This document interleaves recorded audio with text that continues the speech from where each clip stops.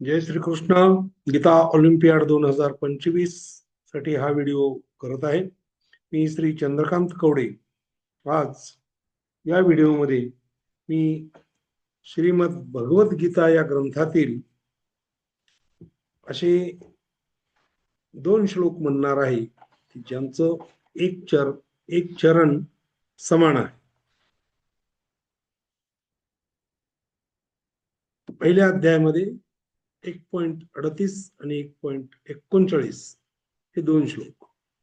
यद्यप्येतेन पश्यन्ति लोभोपहत चेतसः कुलक्षयकृतं दोषं मित्रद्रोहे च पातकम् कथन्न ज्ञेयमस्माभिः पापादस्मान्निवर्तितुं कुलक्षयकृतं दोषं प्रपश्यद्भिर्जनार्दन.